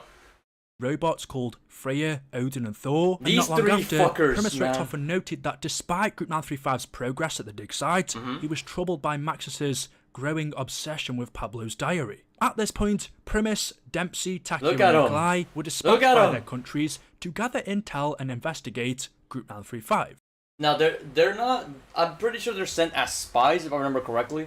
They're sent as spies together, like he said, to gather information on the developments of Group 935, which includes the generators, the robots, any weapons they may have built using the element. They were to find out about their weapon technology and capabilities. By 1918, Maxis had become completely obsessed with the voice of Samantha, who spoke to him constantly. He believed her to be the key to everything. Several days later, Maxis was completely consumed by Samantha's voice and swore to no longer serve Group 935's mission. Believing his mentor had been affected by Element 115 like others at the dig site, Richthofen reported Maxis's erratic behaviour to Group 935 senior staff. But by June the 4th, Element 115 awakens undead knights from the Great War and quickly consumes the camp. Maxis is rendered catatonic by Element 115, and so before he turns, Primus Richthofen removes his brain. At this point, Dempsey, Takio and Nikolai confront Richthofen, but are forced to work together to survive against the closing in zombie horde. They place Maxis's brain inside of a drone and help free Samantha from her imprisonment in Argotha. Primus had You gotta give him props, man. This is World War I, and they're building drones. finally being reunited, and Samantha sends them to the next destination. At this point, Maxis's brain finally arrives in Argotha, and this is when Dr. Monty decides to step in. Monty brings Maxis's brain to the house, recreates a physical manifestation of him, and wipes the Maxis that was corrupted by the Dark Ether and buried from existence. Monty also reunites Samantha with the Dimension 63 incarnation of her father and Fluffy. Then Dr. Monty reveals his plan to Maxis to resolve the paradox brought by the multiverse and create a new reality, a perfect universe, one free of the apothecons. But it would only work if they enlisted the aid of souls who had lived through and survived the fracturing. During a different time in Dimension 63 in the 1930s, the Shadow Man, as part of his plan, began to corrupt the Warden of Alcatraz, revealing to him that he would transform the island with the souls of 4 mobsters. Now, this is a very pivotal point in the storyline, by the way. So or Alcatraz itself is basically, this is basically a center point, okay? This is basically where the road forks. You could say, well, doesn't the road fork when, Samantha traveled across dimensions? No, because that is always meant to go in a straight line. That is always meant to happen. If the cycle repeats, it always starts in the Great War, Group 935, discovering stuff in the 40s, them, essentially doing all this shit, Samantha taking control of the ether, Richthofen swapping places with Sam down the line, the Earth being destroyed, yada yada. But it's in Alcatraz where the road really forks. You'll see why. Those 4 mobsters, by the way, are important. These were Sal DeLuca, Billy Hansen, Yeah, those Albert 4 mobsters are important because they are what can lead to the fork these in the would road. only be used to create a trap to ensnare Primus Richthofen inside of a pocket dimension. In 1932, Sal, Billy, Alan Finn were convicted of different crimes ranging from murder to robbery and sent to Alcatraz prison. The next year, on April the 1st, 1933, Arlington managed to convince the other... If I remember correctly, Sal was convicted of, I think he's just like a mob, but he was like a well-known mob boss, and they just eventually just convicted him of just the crimes that his mob was, or the crimes he basically did, were under his direction. Weasel, I forget what Weasel was. I know Finn O'Leary was a moonshiner. I think he killed somebody, but he also was a moonshiner, and this is during Prohibition, so I'm assuming he either killed somebody or he was caught moonshining. One of those two. Billy Handsome was in for murder, because it's Billy Handsome. He was a killer, and again, I forget what Weasel was. Mobsters, they could build a plane on the rooftop and escape the island. And so, after escaping their cells on December the 31st, 1933, the others quickly realised that Al's plan to build a plane would never work. Embittered with rage, they plotted to get revenge, where they lured him to the rooftop and stabbed him. A few days later in January 1934, Sal, Billy and Finn were executed by electric chair for the murder of Arlington. However, once they died, they became trapped in the afterlife. A never-ending cycle. While in purgatory, the mobsters would, once again, attempt to escape the prison, but this time... So by this point, the Shadow Man has turned Alcatraz into a pocket dimension. a sort of it's a sort of like purgatorial hell where if you die, you will just rewind and restart all over again and again. It's a pocket dimension that is in a constant cycle of life and death. Once you die, you restart again with no recollection of it. However, this is where Al Arlington or the Weasel comes in. They successfully built the plane on the rooftop. They use it to fly off the island, where they crash into the Golden Gate Bridge. Their cycle would then reset, where they'd be sent back to the prison and attempt to escape over and over again. After their third attempt, they finally realise they are trapped in a loop, and instead try and break it. The mobsters turn on Arlington once again, going to kill him. However, this would only continue the cycle, and so Al gets his revenge by killing the other 3 mobsters. With their cycle now broken, their spirits leave their bodies. That's where the fork in the road that I was talking about, that's where it is. Okay? If the mobsters kill Arlington, basically things are going as it should be, meaning the cycle will continue. But if Arlington kills the mobsters, because again, they're in a pocket dimension of Alcatraz, so essentially they're reliving they're living a more hellish version of what they lived when they were in prison. But once Arlington kills them, the cycle is broken, and Alcatraz and the mobsters in Arlington are able to roam free as spirits once cycle is broken. But we're gonna focus, and I believe he's gonna focus on the cycle continuing first. Where Al becomes a seagull and Sal, Billy and Finn become ghosts, leaving them still trapped in Alcatraz, but now free to roam around. Back in real life, with the mobsters executed, after being told by the Shadow Man he needs to sacrifice himself to fulfill his destiny, the Warden kills himself by electric chair before disappearing from Dimension 63. He becomes trapped in Purgatory as Brutus. Several days later, Primus Richtofen then teleports to the house in Agatha and reunites with Maxis. Maxis explains to... So yeah, essentially Shadow Man was told him, hey, I'll give you power. If you've done well, here's your reward, just kill yourself. Essentially told him to game over himself. And then once he did, he ended up he basically ended up as not the ruler, but essentially the guy that's in charge of the Alcatraz pocket dimension.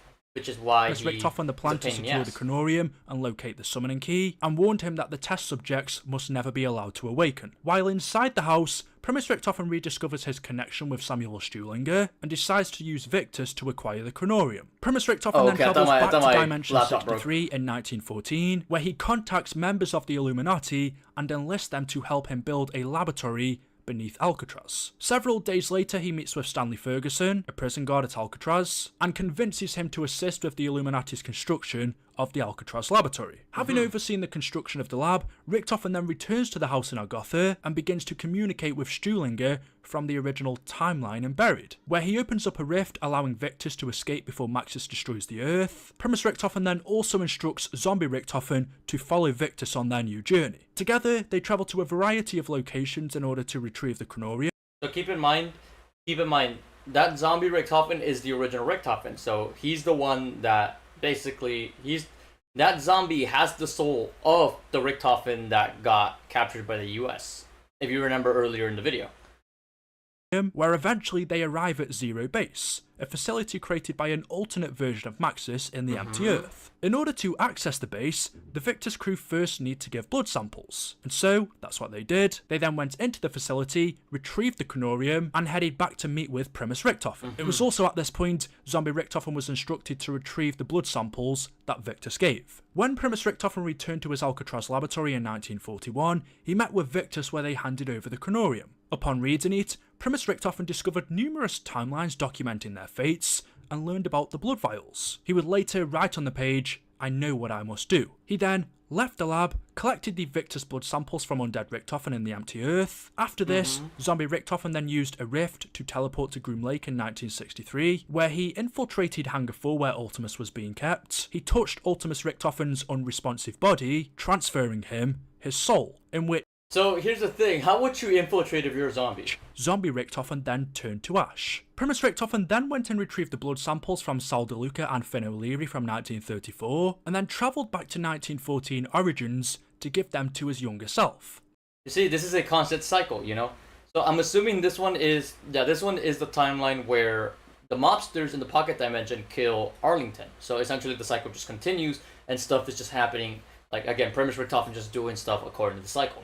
He's not like it's basically meant Next, it's set to happen. Primus Richtofen returned to the laboratory and offered Victus to be put on ice inside suspension devices where they would be kept safe until a perfect and safe final world arrives. Victus eventually agreed to this. Then, Richtofen travels to Dimension 2210, where he kills an innocent version of himself, collects a soul, and gives it to Dr. Monty, where he is turned into a child in the house known as Eddie. Now, back in 1943, the Shadow Man, who was posing as Mr. Rapt, hires a reporter to recover artifacts from the South Pacific and Siberia. Among these is the summoning key. The reporter also speaks to Stanley Ferguson, the now retired prison guard who worked at Alcatraz, where Ferguson gave the reporter a detailed account of the death of the 4 mobsters. After learning their fate, the Shadow Man then... Now, if you didn't know, which I'm assuming a lot of you didn't really know,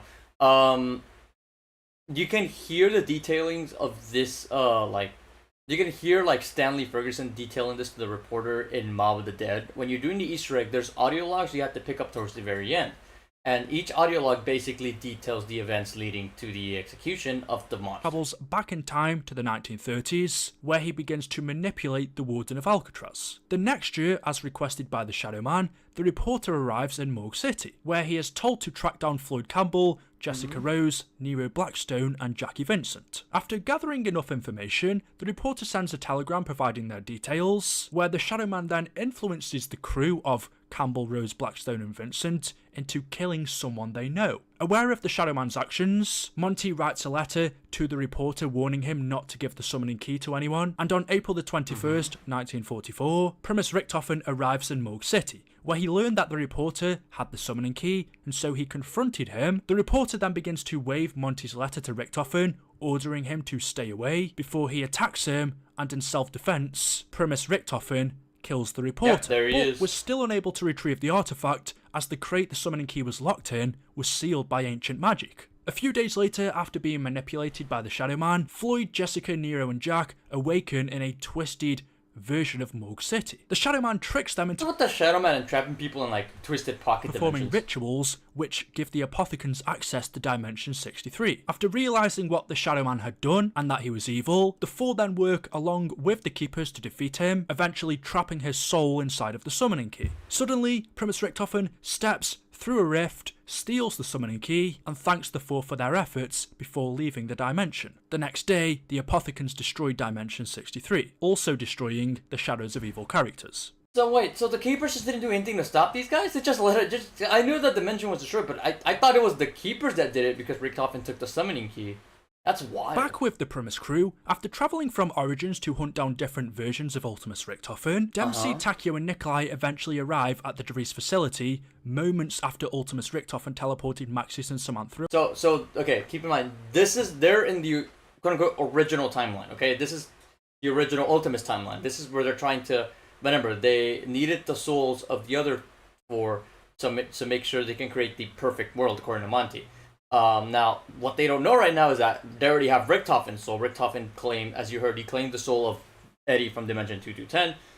But we still need, the rest of Primus think they still need Richtofen's soul. Wait, they ordered Ultimus Richtofen to awaken the test subjects. When suddenly, the teleporter is activated, Ultimus Richtofen opens it, and inside is Primus Richtofen. He steps out, now in possession of the summoning key, he shoots and kills Ultimus Richtofen. It is at this point in time that triggers fractures across space and time. To convince his crew members, Primus Richtofen pretends to collect his soul inside of the key, and in the absence of Ultimus Richtofen, not knowing he had been killed, Dr. Groff takes control of Group 935. Primus then lights up a beacon within the Dries facility, enabling Maxis to know when and where they are. Next, using a giant robot from Dries, Primus pursue one of the Group 935 trucks, carrying a cryostasis pod containing Ultimus Dempsey. The robot, however, was shot down by the soldiers, forcing Primus to continue on foot. They reach the gondola station where it takes them up to Dries and Draka Castle. However, they were too late. Ultimus Dempsey had already been sent towards Griffin Station on a rocket, and so in an attempt to retrieve it, Primus Richtofen poses as his Ultimus self to fool Dr. Groff, who becomes suspicious of Richtofen's abnormal behaviour. Eventually, Primus redirect the rocket containing Ultimus Dempsey's pod to hit the castle courtyard, and in retaliation, Groff then activates the failsafe, preventing them from tampering with the pod. Primus then used the Vril device from the cryopod to conjure up the spirit of a keeper. The keeper then teleports the MPD from Griffin Station to the castle, but in the process becomes corrupted by the Dark Ether. Primus used the summoning key to activate the MPD, and after battling the keeper, they launch dozens of V2 rockets towards the moon, destroying it along with all of Group 9. Makes me wonder how advanced those V2 rockets were. They were able to travel outside of Earth's atmosphere without exploding. Again, Group 935. Again, original timeline, by the way. Members with Griffin Station. As they then approach Ultimus Dempsey's pod, Richtofen then reveals his plan to Primus, which is to preserve the souls of Ultimus inside of the summoning key. Dempsey, though initially resentful to the idea, eventually agreed to the plan. He took it upon himself to disable the pod's life support system, ending the life of Ultimus Dempsey. As he died, Primus Richtofen collects his soul inside of the key, meaning their goal at the Rising Draka is complete. In the meantime, at the Rising Sun facility, it becomes overrun by the undead, leaving Division 9 no other choice but to begin construction of a new island facility. Ultimus Takeo is dispatched by the Emperor to oversee Division 9's work. They expand experimentation to include prisoners of war, Division 9 staff, spiders, and mystical beasts. When Ultimus Takeo finally arrives at the facility, he is betrayed and, on orders of the Emperor, is taken prisoner and used as one of their test subjects. I remember that, Division 9 then go on to create dragons for Germany to use in the war on the Eastern Front, and it was also at this point in Group 935's asylum facility, Cornelius Purnell sent a transmission to Peter McCain telling him to rendezvous at the abandoned Rising Sun facility. But back to Primus. After leaving Eagle's Nest, they then teleport to a Japanese ship in the Pacific Ocean, where they are taken hostage. While a Japanese officer was interrogating them about the summoning key, a massive wave strikes the ship, sending everyone off balance. A brief fight takes place on the ship as the officer drops the artifact. Primus then jump overboard as the ship explodes and swim to a nearby island at the Division 9 facility. Once here, Primus discovered deep inside Division 9's labs, locked in a cell, a giant thrasher. This giant thrasher turns out to be Ultimus Takeo. So they had at this point they had already experimented on Takeo to the point where he basically had mutated into a giant thrasher. Who turned into this monster when being experimented on. Ultimus Takeo then reveals to Primus Takeo that it was the Emperor who ordered Division 9 to torture and experiment on him. Primus Takeo then offers Ultimus Takeo a chance of redemption, where he commits seppuku. Ultimus Takeo is killed, and Richtofen then collects his soul inside of the summoning key. Just before travelling to collect the final soul, Primus then travel to another version of Primus Richtofen's laboratory beneath Alcatraz, where they meet up with him before he acquired the summoning key. Primus Richtofen gives them the blood samples of the Victus crew, and Primus then return to Setsubo-no-Shima, where they move on to their next destination. Now, at this point, remember this stop at Alcatraz. Okay, this is also a very pivotal point. Because remember, Alcatraz is the fork in the road, so Alcatraz is a huge pivotal point in this timeline. Peter McCain finally reaches Shinonuma, where he jumps out of a plane, about to parachute down into the Rising Sun facility, when a temporal rift opens below him as a result of the fracturing of the universe, and sucks him in. Primus's next destination is Stalingrad. From the Japanese island, they open up a rift, step in, and are spat out of another rift that opens above the city. They use the body of Peter McCain, who is also spat out here after falling into the rift back at the Rising Sun facility. They use his body to activate his parachute and land safely, and when they arrive, Primus discover an ongoing battle between dragons and Russian giant robots. Ultimus Nikolai is revealed to be the sole survivor, fighting the zombies inside a robot. While exploring Stalingrad, Primus come across Sophia, otherwise known as Sophia, an AI created by Maxis. She tells Primus she was initially Maxis's assistant back in the 1940s when she was attacked by a zombie in Kino der Toten, and before she turned, Maxis placed her inside of a robot. Maxis then placed her here to oversee the facility's operations, and ever since the zombie outbreak, she'd been stranded. Sophia asks Primus to perform several tasks before a master password could be typed in, prompting Primus to complete the Ascension Protocol. As they continue to follow Sophia's instructions, they come across Gersh, who recognised them, yet knew they were not the same versions that freed him from the Casimir mechanism. Anyway, Primus... So you gotta remember, at this point, Gersh has been traveling across the multiverse even before Sam did. So Gersh is probably familiar with the fact that there's multiple versions of these guys are scattered across the multiverse. Trick Gersh into entering the systems of Sophia to extract information from him, leading to his destruction. And now with the Ascension Protocol completed, Sophia flies away through space and time, hoping to find Maxis. And during their mission at Stalingrad, Dr. Monty contacts Primus telling them he has seen their misdeeds, and tells them to fix the universe as they were partly responsible for its fracture. Primus then finally reach Ultimus Nikolai, who makes a temporary truce with them to kill the dragon. However, upon the dragon's death, Primus asks Ultimus Nikolai to surrender. Ultimus Nikolai refuses, and a brief fight breaks out between them. Nevertheless, Primus defeats Ultimus Nikolai, who is then approached by his Primus self, and as he's walking up to him, Ultimus Nikolai asks if he would kill him now. Primus Nikolai apologises, stating he wishes there was another way, and remarked he was suffering the same pain. He explained that Ultimus Nikolai originally turned to vodka to hide the agonising memories of his wife that was killed during an air raid, and in a fit of rage, Ultimus Nikolai fires upon his Primus self, but only hitting his armoured plate, and in retaliation, Primus Nikolai responds by killing his Ultimus self, allowing Richtofen to secure the final soul. With all of the souls collected, Primus Richtofen then sends them to the house in Argotha, where Monty turns them into children, and when the souls arrive in the house, Maxis tells Samantha and Eddie to put their toys away and come down to the basement. Shortly after, Primus then travels to the house. That ending where Maxis tells Samantha and Eddie to put their toys away, that's Origins. So the Origins ending takes place way past the point of what's the word?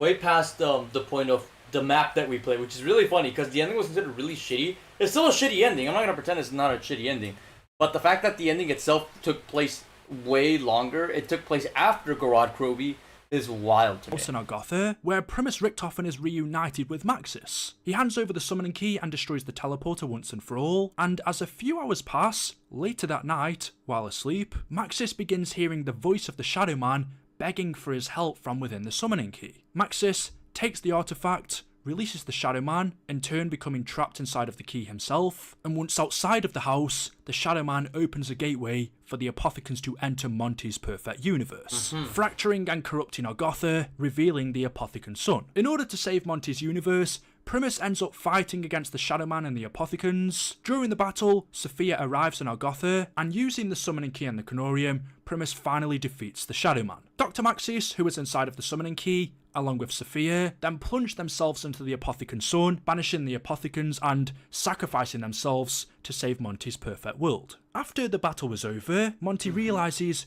during the fight with the Shadow Man, Primus drank the blood from their blood vials. This blood came from realities already closed off. Now, let me explain what that does. He's probably gonna explain it, but I'll explain it myself. It basically makes them into their existence as a whole becomes a paradox, because what's supposed to happen is that they were supposed to disappear along with the Apothicans because they are a part of that timeline. So once the Apothicans are gone, they were supposed to be gone with them. But since they drank the blood of Victus, which was from a timeline that had long disappeared, which is the original timeline, they basically, again, they were just a paradox that could just exist freely. This prevented Primus from fading out of existence, and they were not supposed to exist, but they exist. As Monty was looking for a way to get rid of Primus Richtofen suggested they send him somewhere else, somewhere they've never been before, and so Monty sends them back to the year 1294, where they saved Pablo during the Great War between humanity and the Apothicans, restarting the ultimately cycle, resetting the loop and continuing the cycle. The events of the timeline would loop over and over again. However, after the cycle playing out many times, no one knows how long the loop was replayed, but one time, something changed. This time when Pablo had a vision of the Great War from Siberia in 1294, as usual, he was saved by the Margwa by Primus, but this time, Primus Richtofen realised that Monty was lying about securing a better tomorrow, and figured out that actually, by going back to the Great War, it wouldn't break the cycle, as it was the end of their loop. The Primus crew would die here, and then the cycle would be reset, where they would meet once again hundreds of years later. So that's actually fun. That's funnily enough, that's like the start of the cycle is the end of the cycle as well. Like the start of the cycle, the Great War, and Primus, and them fighting the Great War. That's supposed to be the start, but that is also the end of Primus' cycle, because Primus, by technical standards, starts in Origins in the 1920s, I believe. Yeah, 1910s. Yeah, 1910s. In the 1910s, Primus starts their cycle, because that's when they're exposed to Element 115, whatever, and then they travel across the universe, collect the souls over and over and over. But again, it's that fork in the road. It's that fork in the road I told you about. That's what changed. Because for many cycles, it was a constant thing that the mobsters would kill Arlington. But there's one cycle where that road, instead of going in a straight line, it forks into two. Usually they will take one side, which is to continue the cycle, but finally they had the option to do things differently. In Origins, Primus Richtofen finally understood that Monty wasn't inherently evil, he was only ever trying to survive by saving the multiverse the only way he knows how. By fulfilling the prophecy of the cycle, Primus Richtofen and Dr. Monty had forged an endless loop. The Great War wasn't the beginning of the cycle, it was the end. They would die here, the loop would then reset, where they would meet again hundreds of years later. And so, now realising this, with the help of Pablo Marinus, this version of Richtofen, who would go on to be called Great War Richtofen, started a plan to break the cycle. This time Pablo Marinus decided to defend him from the zombies, while post-war Richtofen powered up a teleportation device and used it to travel to the Alcatraz pocket dimension. Before he left, Pablo gave him the elemental gem from the Fire Staff, and it was at this point that caused the Canorium pages to change. When Great War Richtofen finally arrived in Alcatraz, he informed Primus Richtofen of the cycle and waited in cryostasis on ice in the laboratory for the right moment. Not long after, another iteration of Primus arrived in the Alcatraz pocket dimension, coming from the Japanese island facility. However, when they got here, they were further away from the lab than they intended. Eventually, they made their way to the laboratory, and when they got there, they found Primus Richtofen, before his journey to Morgue City, reading the Canorium as he waited for them to arrive. The lone Richtofen stated they were late before handing them the blood vials. He then handed the Canorium over to the other version of Primus Richtofen, told him to read it again, and when he did, a rift appeared. Upon reading it, Primus Richtofen realised that the pages had changed. It was at this point that the lone Richtofen left through the rift, leaving Primus now trapped inside of the Alcatraz pocket dimension. While trapped in Alcatraz, Primus Richtofen started hearing Samuel Stew linger in his head. He realised that the lighthouse on the island must have triggered a chain reaction in the ether. Primus also discovered the Warden's inner sanctum, where they found his dead body attached to an electric chair, and as they go to retrieve the Canorium, Arlington, now in the form of a seagull, stole the book. Again, after retrieving it, Primus then placed it on the Warden's body, and using it, Primus helped several spirits trapped in the dimension. They then placed the summoning key inside of the Warden's dead body to be used as a conduit to his soul. This results in the partial destruction of the lighthouse, which fires a red beam of light towards the sky, prompting the Warden to attack Primus, stating they now belong to him. He knocks them out, locking each of them in a cell. Now locked up, the Warden explains to Primus they are to be trapped in this pocket dimension forever, suffering with their blood extracted by a machine he built called the Dark Mechanism. It was planned to be used as the key to keeping the gateway open to free the Apothecans and the Shadow Man. Yeah, so the whole point of the pocket dimension was to trap Primus Richtofen, and to basically, it's not their blood, but it's mostly his unique blood. They need to extract his blood to basically use it against the Keepers, basically freeing the Apothecans from the Dark Ether. Because at this point in time, the Apothecans haven't escaped. The Apothecans are still in Dark Ether and are not set in the original timeline or original sequence of events. They're set to be freed by the Shadow Man in Revelations. But since the Shadow Man, since they clearly didn't, since they're stuck in Alcatraz, they don't go to Garan Krovi.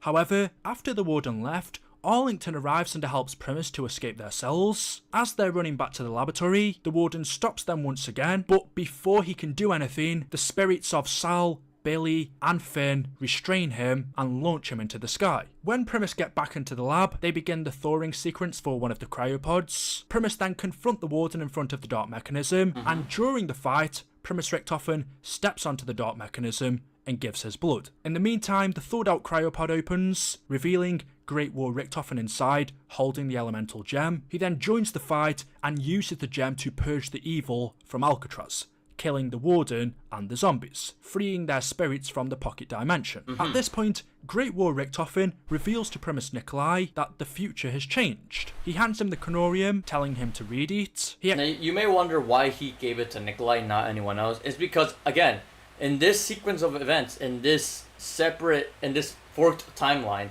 Nikolai hasn't lost his soul. He still has his soul, considering that, remember, their souls are all linked. So whenever one loses a soul, everyone else goes around, without a soul. Nikolai himself, however, since they didn't travel to Gorod Krovi, becomes extremely important because he's the only one possessing his own soul.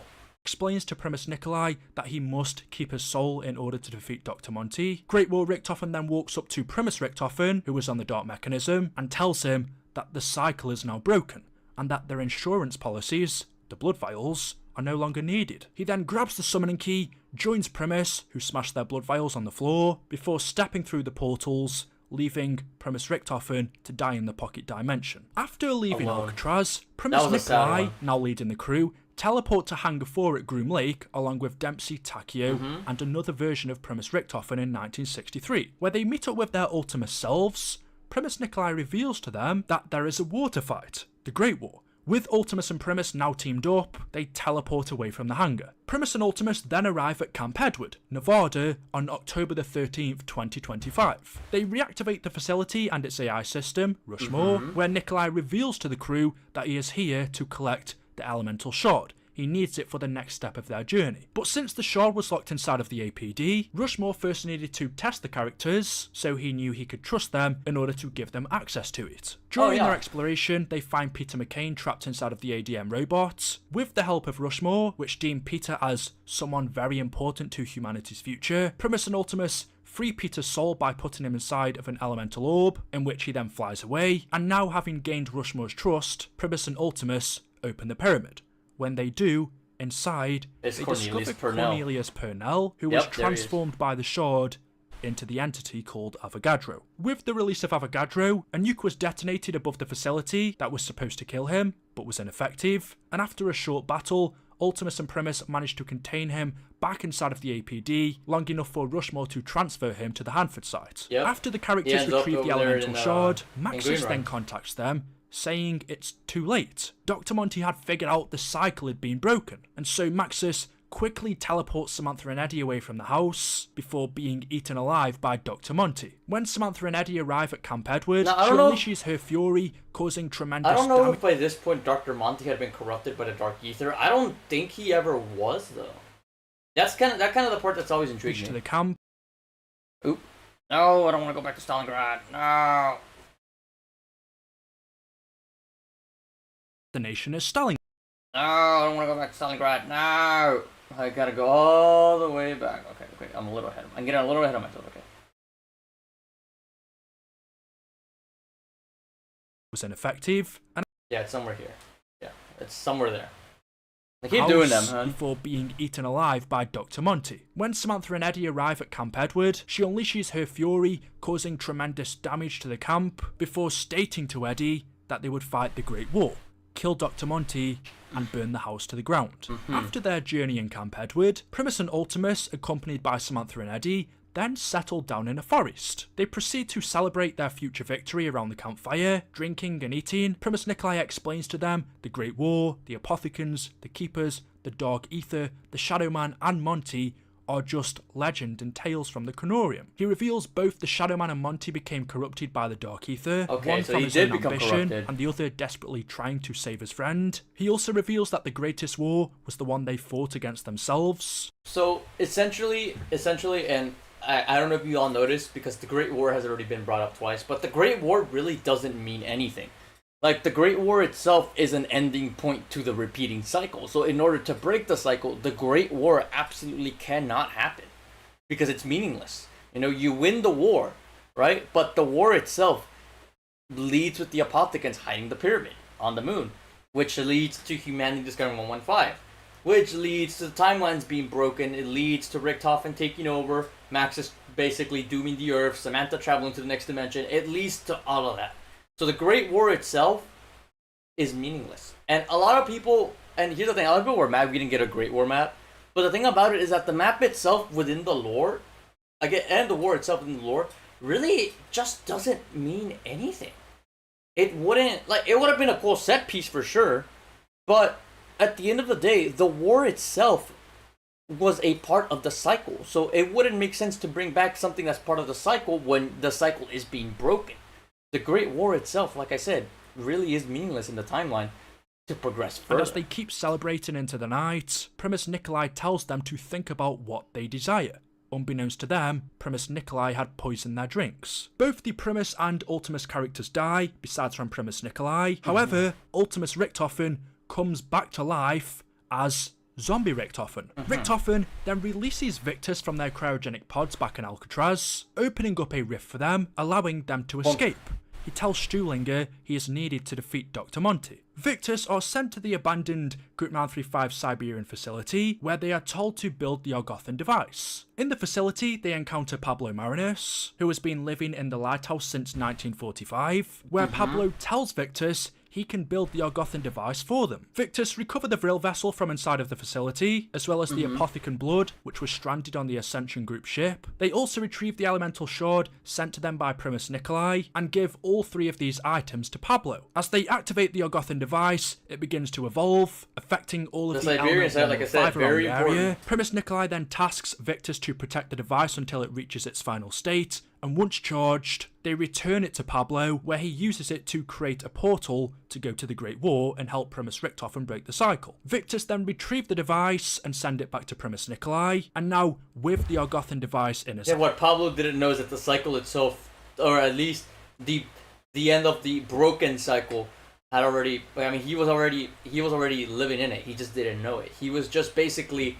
He was living in a cycle of its own. He just did not know that said cycle was about to end. And Primus Nikolai uses it to destroy the summoning key before killing undead Richthofen. With the destruction of the summoning key, the multiverse collapses, and the whole of creation starts to fade away. Victus, the zombies, the Apothecans, Element 115, the Shadow Man, even Monty himself, everything that spewed forth from the ether was banished to where it belonged, the Dark Ether. And finally, Primus Nikolai then asks Samantha to kill him. With the death of Primus and Ultimus, the paradox is resolved, and as the multiverse fades away, Samantha and Eddie are left to walk into the light, into the unknown, into a new world. And that's it. That is the original timeline. A very, very long and very basically drawn out timeline. 10 years, by the way. 10 years. This timeline was 10 years.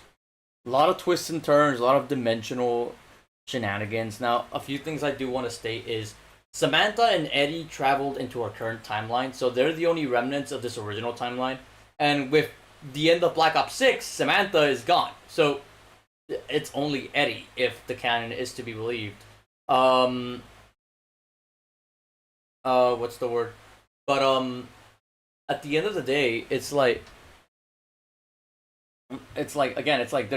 there's probably multiple dimensions out there that are still, because keep in mind the dimensions weren't destroyed, but they were really only plunged into the dark ether. Everything that was brought forth from the ether.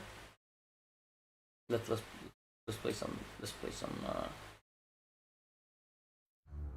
Give me some music here. But anything that was spewed forth from the ether itself was well, basically it was just plunged in. It wasn't destroyed, because in Cold War you could see there's like people that ended up being swallowed into the dark ether. People end up like documenting like the giant robots from Origins, the dragons from Gorod. So there is a chance that even some of the people that were spewed there are still alive. Now, would I believe that? Absolutely not, because I mean, it's the Dark Ether, it corrupts you, so if anything, some of them would be corrupted by the Dark Ether, if not all of them. But, yeah, I mean, that was the whole thing. It's a very drawn out and interesting storyline, and it's a part of, it's a huge part of my, like with a lot of you, how, like, you know, you have your Five Nights at Freddy's and stuff. This was my, like, Five Nights at Freddy's storyline. This is the storyline I followed through with the most at the time, when I was younger. And eventually, you know, I came to this end, and, you know, until 2020, I just didn't know what to follow, because the storyline was just... Now, obviously, we are in this new Dark Ether storyline, and again, maybe I'll react to it down the line, you know?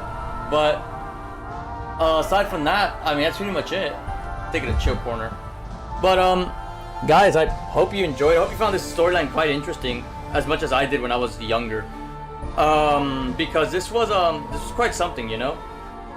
To me, this was quite the like it put me in thought on a lot of things about the storyline itself.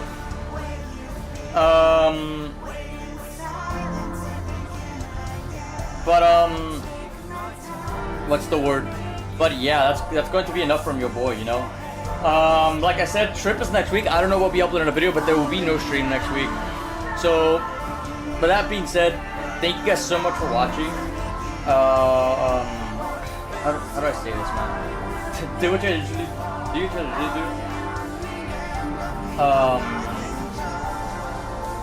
Oh man, my throat is dry. I need some water. I'm probably gonna get some water. After this is over, but again, do it like I was saying. Do what you usually do. Drop a like, comment, and of course, if you're new here, consider subscribing and hit that noti bell so you're notified every time I upload a new video stream or put up a new community post. The things are going to be a little slow here on the channel for the next 2 weeks, and I do apologize for that, but we'll be back once that period is over.